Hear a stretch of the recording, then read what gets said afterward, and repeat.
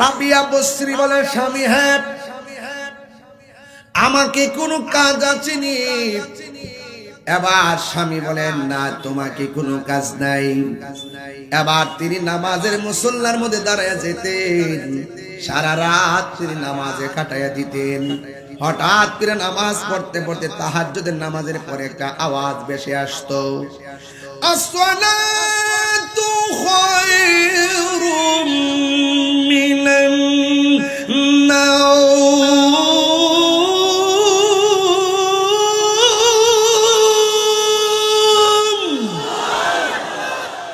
কিসের আজান? আর জোরে কোন কিসের আজান? ফজরের নামাজের আজান হয়ে গেল। রাবিয়া বসরি সারাটা রাত চলে গেছে। ওই রাবিয়া বসরি ফজরের নামাজ আজানের পরে ফজরের নামাজটা পড়লেন। এইভাবে তুমি একদিন, দুই দিন, তিন দিন, মাসের পরে মাস তিনি রাত্র কাটায় দিতেছেন। আর তার স্বামী তার থেকে দেহ ত্যাগ করলেন।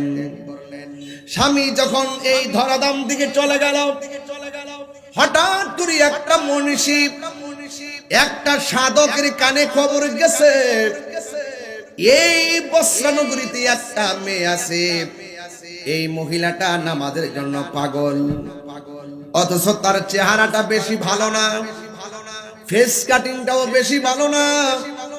এ পোলাপান শুধুমাত্র মেয়েদের ফেস কাটিং দিকে পাগল হইস না, যার ভিতর ভালো তার সব ভালো। কথা বলেন ঠিক কিনা?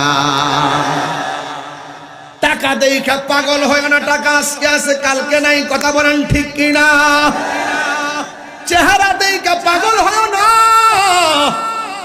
এই রূপের বাহার বেশি দিন থাকে না। সংসার সন্দেহে টিকে না, সংসার টিকে ভালোবাসায়। এই জন্য ভালোবাসা যেখানে, শান্তি আছে সেখানে। আজকে ফুলাপান কিন্তু স্বাভাবিক নাই, প্রত্যেকটা ফুলাপান ফিল্টার মেয়ে দেখতে পাগল হইয়া রইছে। কথা কোন ঠিক? কথা কোন না কি লেগে? ফিল্টার মেয়ে দেখতে শুধুমাত্র দেখতার পর একটা দেখতেছে, একটার পর একটা দেখতেছে। কি টক, কি টক, কি টক। এই টিকটক দেখতে দেখতে ফুলাপান শেষ পর্যন্ত যারা দেখে ভাল লাগে, আবার ভাল লাগে না।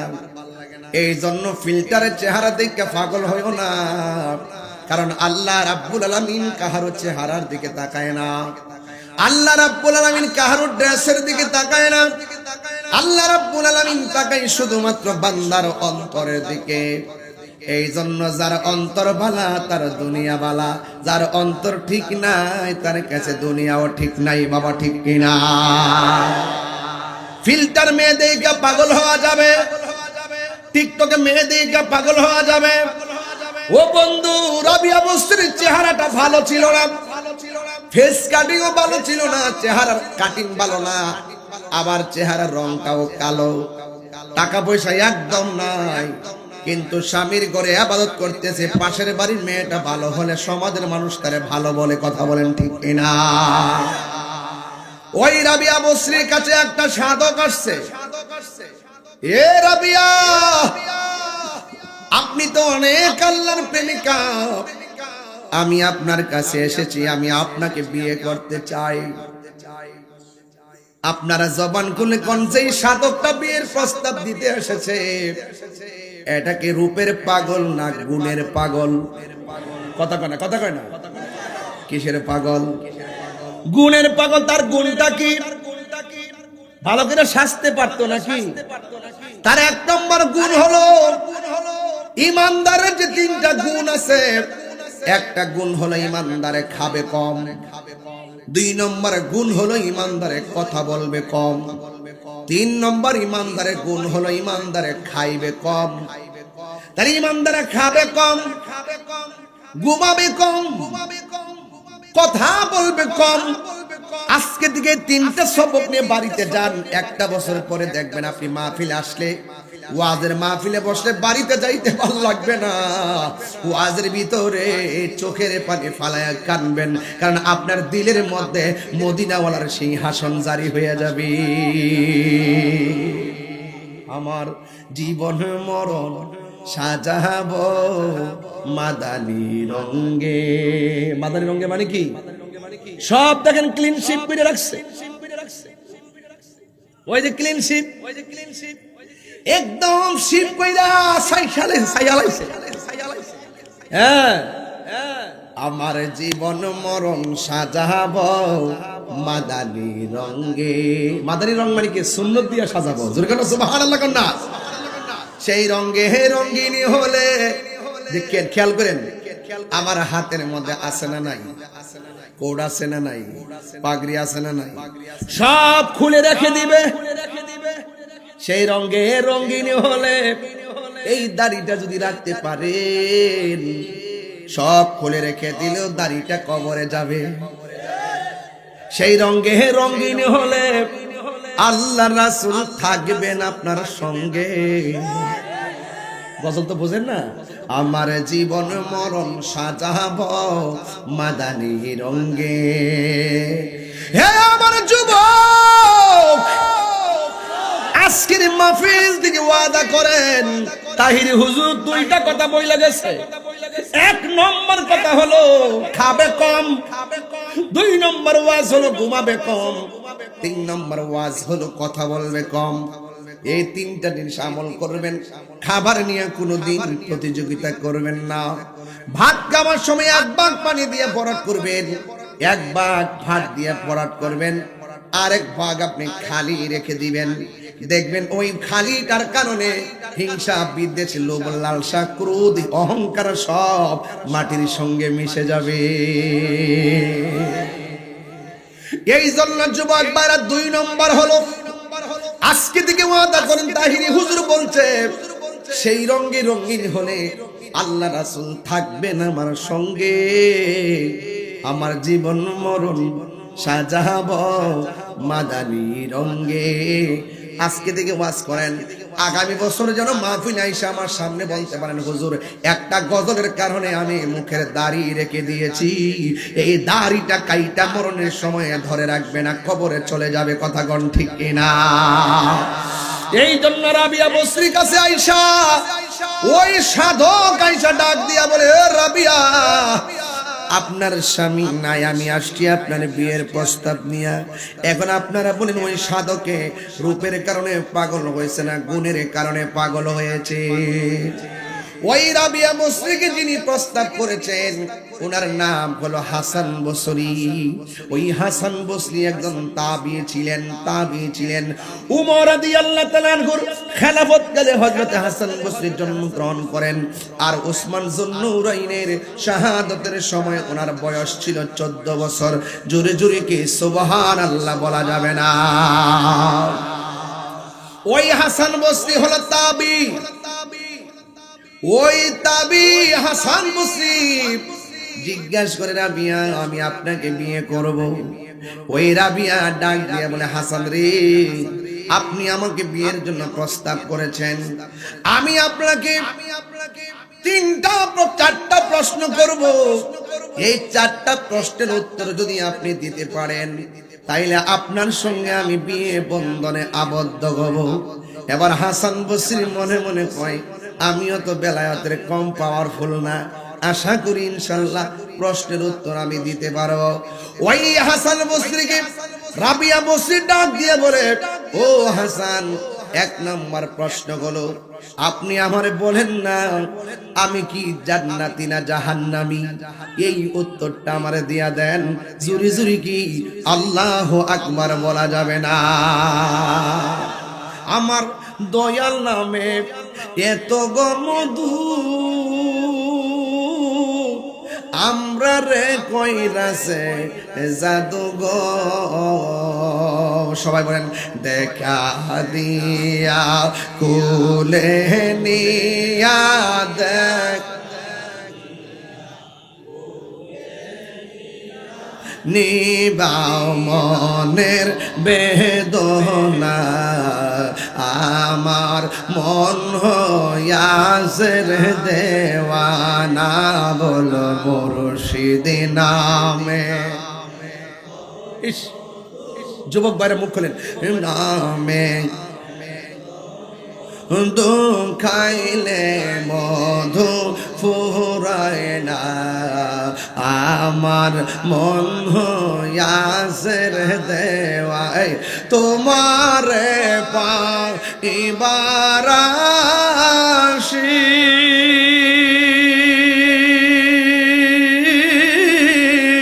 ঘুরতেছি পাগলের বেশে ওর দেশ বিদেশে ঘুরি আমি দেশ বিদেশে হইয়া তোমার দিওয়ানা আমার মন হইয়াছে রে দেওয়ানা বলো দয়াল নামে মুর্শিদ নামে খাইলে মধু ফুরাই না আমার মন হইয়াছে রে দেওয়ানা জোরে জোরে কি আল্লাহু আকবার বলা যাবে না হাসান বসরিকে রাবিয়া বসরি 4টা প্রশ্ন করলেন কয়টা যদি উত্তর দিতে পারেন আমি আপনার সঙ্গে বিয়ে বসবো আর আমার দেশের মেয়েরে প্রশ্ন করলে আমি তোমার বিয়ে করতে চাই মেয়ে প্রথমে প্রশ্ন করে তোমার বাড়ি আসেনি কথা কোন ঠিক কিনা প্রথম বলে তোমার গাড়ি আসেনি না না না বাড়ি গাড়ি থাকবে না এই দুনিয়া ছেড়ে আমাদেরকে চলে যাওয়া লাগবে আরে আমার বাড়ির জায়গায় বাড়ি গাড়ির জায়গায় গাড়ি সম্পদের জায়গায় সম্পদ পড়ে থাকবে যারা আল্লাহর প্রেমে পাগল তারা দুনিয়াদারির জন্য পাগল হয় না যারা নবীর জন্য পাগল দুনিয়ার লোভ লালসায় পাগল হয় না কথা বলেন না ঠিক কিনা বন্ধু ওই রাবিয়া বসরি বলেন হাসান বসরি 4টা প্রশ্নের মধ্যে একটা গলো আপনি আমারে বলেন না আমি জান্নাতি না জাহান্নামী এবার রাবিয়া বসরি বলে তুমি জান্নাতি না জাহান্নামী আমি বলবো কেমনে রাবিয়া বসরি বলে হাসান গো জাহান্নামটা কেমন জানেননি জাহান্নামের আগুন বড় কঠিন আগুন ওই জাহান্নামের মুখের মধ্যে একটা পাথর যদি ছেড়ে দেয় ওই পাথরটা যদি এই পৃথিবীর মতন 70টা সমান হয় ওই পাথরটা যদি জাহান্নামের মুখের মধ্যে ছেড়ে দেয় ওই পাথরটা জাহান্নামের নিচে যাইতে 70,000 বছর লাগবে এত গভীর জাহান্নাম আমি যখন রাতের বেলা ঘুমাইতে যাই ওই জাহান্নামের কথা যখন আমার মনে হয়ে যায় আমার চোখের পানি ধরে রাখতে পারি না আল্লাহু আকবার ওই জাহান্নামের আগুন আমি কেমনে সহ্য করব এই জাহান্নামের কথা যখন চিন্তা করি দুনিয়ার টাকা পয়সা আমার ভালো লাগে না দুনিয়ার ভোগ বিলাস আমার ভালো লাগে না দুনিয়ার বাড়ি গাড়ি আমার ভালো লাগে না এ হাসান জাহান্নামটা এত গভীর জাহান্নামের আগুনের রং ছিল প্রথম সাদা এরপরে রং হইছে লাল এরপরে হইছে একদম অন্ধকার আগুন এই আগুনের ভিতরে গেলে আমি থাকবো কেমনে এত গভীর নিচে গেলে কানলে হোক কেউ শুনবে না কেউ আমার কান্নার আওয়াজ শুনবে না এই জন্য আমার দুনিয়ার ভোগ বিলাস ভালো লাগে না এ হাসান জান্নাতটা কেমন সুন্দর ওই জান্নাতের ভিতরে এত সুন্দর জায়গা ওই জান্নাতের নিচ দিয়ে নহরগুলো প্রবাহিত রয়েছে ওয়া বাশশিরিল্লাযিনা আমানু ওয়া আমিলুস সালিহাতি আন্না লাহুম জান্নাতিন তাজরি মিন তাহতিহাল আনহার ওই জান্নাতের শুভ সংবাদ আল্লাহ দিয়েছেন জান্নাতের নিচ দিয়া নহরগুলো প্রবাহিত কিন্তু জান্নাতে যাইতে গেলে কত কাজ লাগে আপনি জানেন নি গো আমি জান্নাতে যাওয়ার জন্য এমন কোনো আমল নাই যে আমলের দ্বারা আমি জান্নাতে যাইতে পারবো যদি কোনো আমল আল্লাহর দরবারে কবুল না হয় আমি রাবিয়া তো জাহান্নামী হয়ে যাব হাসান বসরি আমি রাবিয়া ওই জান্নাতের জন্য লালায়িত নয় জাহান্নামকে আমি ডরাই না তবে আমি আমি জান্নাতের মালিকের পাগল, এই মালিকের রাজি করার জন্য আমি দিন রাত 24 ঘন্টা পড়ে থাকি। মাল্লাহুল মাওলা ফালাহুল কুল, যেই ব্যক্তি আল্লাহর হয়ে যায় সারা পৃথিবী তার হয়ে যায়। কথা কোন ঠিক কিনা?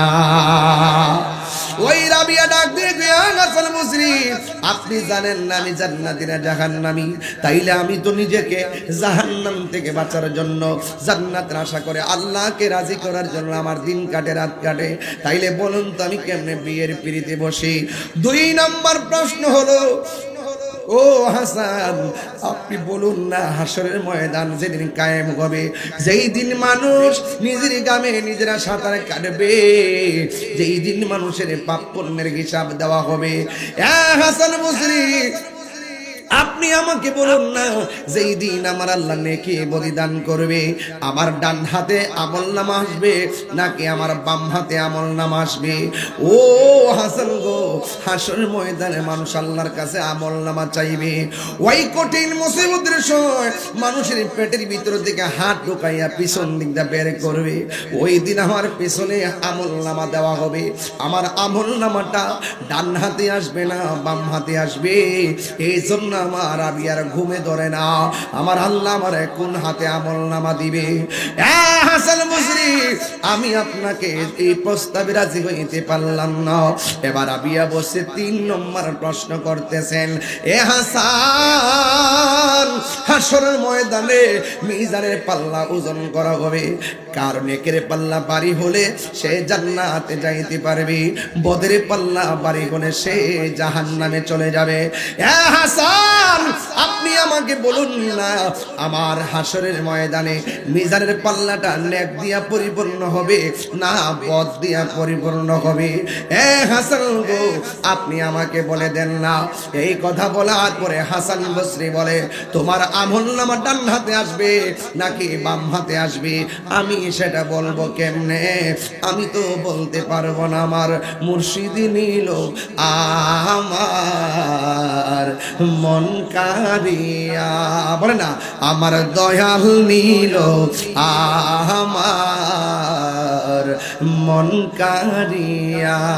দয়াল আসেনিও কন্যা কন্যা, আমার দয়াল নিল আমার মন কারিয়া, কেমন করে নিল এ মন, কেমন করে নিল এ মন প্রেমে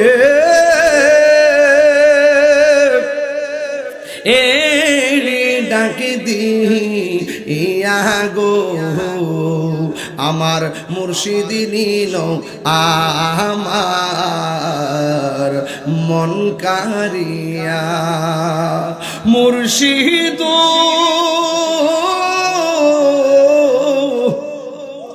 আমারি মন করলা গো হরণ কি রূপ ও দেখাইয়া, এই তাহিরির কি দাম আছে, এই তাহিরির কি দাম আছে, যদি না যাও লইয়া গো, আমার মুর্শিদি নিল আমার মন কারিয়া, আমার দয়াল নিল আমার মন কারিয়া। একটা জওয়ানও বন্ধ রাখবেন না, মহব্বতে মায়ার সুরে বলুন আল্লাহু আকবার, আর চিৎকার মেরে কন্যা আল্লাহু আকবার। যুবকের দল, আমি প্রশ্ন করছিলাম 4টা প্রশ্নের মধ্যে 3টা প্রশ্ন হলো। রাবিয়া বসরি বলছেন আমার ডান হাতে আমার মিজানের পাল্লাটা হালকা হবে না ভারী হবে। হাসান বসরি বলে এটা তো আমি বলতে পারবো না। আপনারা এই করিমগঞ্জের কিশোরগঞ্জের মানুষ বলেন এই খবরটা একজনে জানে, জবান খুলে বলুন তিনি কে?